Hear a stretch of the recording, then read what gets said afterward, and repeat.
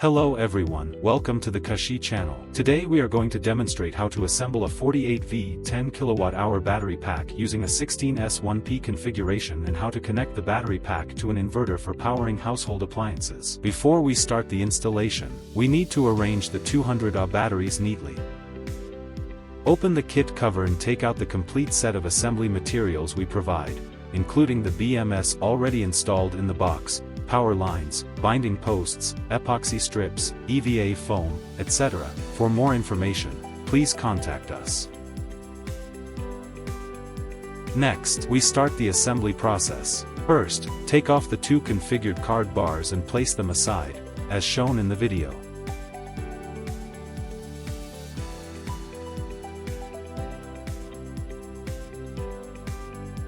We have pasted epoxy boards at the bottom of the kit to insulate and make the battery pack safer.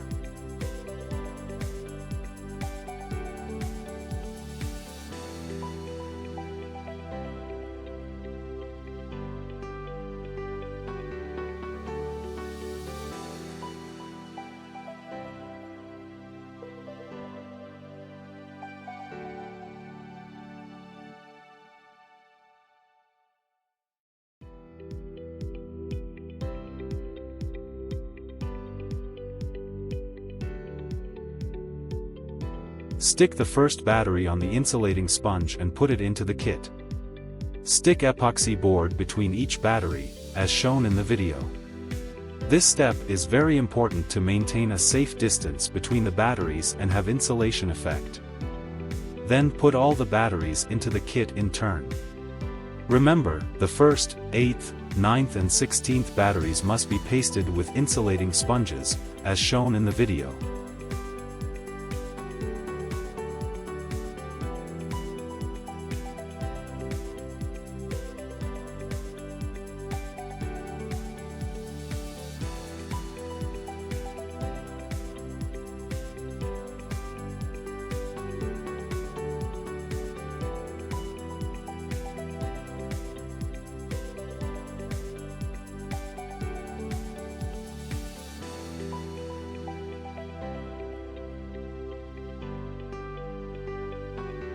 Then, put all the batteries into the kit in the order of 16S1P, as shown in the video. The positive and negative poles correspond to the positions shown in the video. Next, we need to test whether the voltage of each battery is within the error range.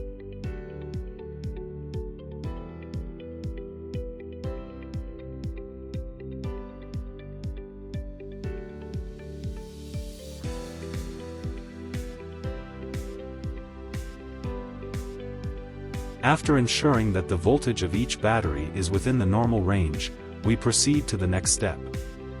Put the two card bars in place and screw them tightly with a screwdriver.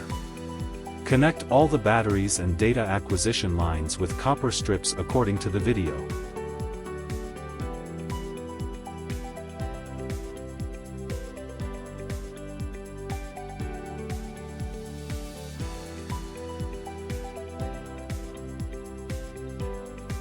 This is the total negative pole of the entire battery pack, as shown in the picture.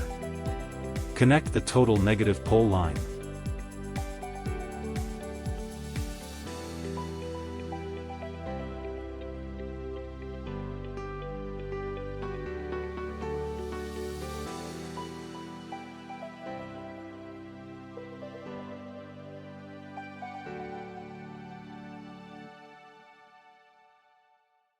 This is the total positive pole of the entire battery pack, as shown in the picture. Connect the total positive pole line.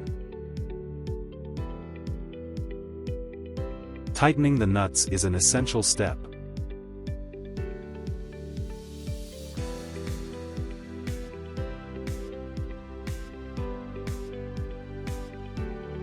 Don't forget to fix the temperature sensing probe with stickers to ensure that the BMS can collect the temperature of the battery cells, thus better monitoring the temperature of the battery pack. Then connect the BMS. Finally, cover the kit cover and tighten the screws. The battery pack kit is now installed. Next, we need to connect the inverter. insert the positive line of the inverter into the positive port of the battery pack, tighten the nut, and cover the protective cover. Insert the negative line into the negative port, tighten the nut, and cover the protective cover.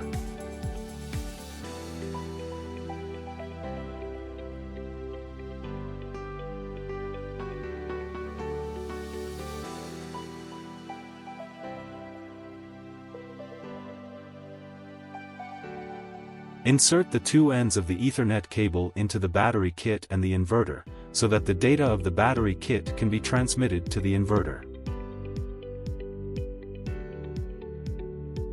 Take out the data cable for connection, plug the end with the USB port into the computer, and plug the other end into the RS-485 port of the battery pack. Find the software we provide, open the interface, click Login, enter the password,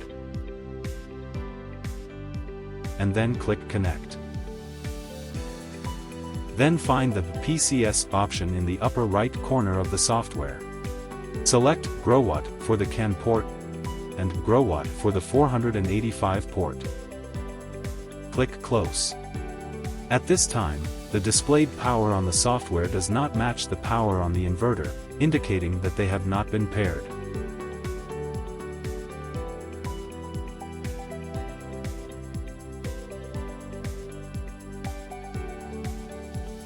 All we need to do is to restart the switch of the inverter. At this time, the power displayed on the software and the inverter is 71%, indicating that the pairing is successful. We can provide power for some home appliances in the absence of grid power supply to serve as emergency lighting and ventilation. We can connect the AC power output from the inverter to home appliances such as electric fans and lights to make these appliances work. What is presented before us is a 48V 10 kWh battery pack that can supply homes, shops, hospitals, and small rural energy storage. For more customized battery solutions, please contact our email sales3@keshee.com. Remember to subscribe to our channel and turn on the bell icon to receive notifications when we release new videos. Thank you for watching.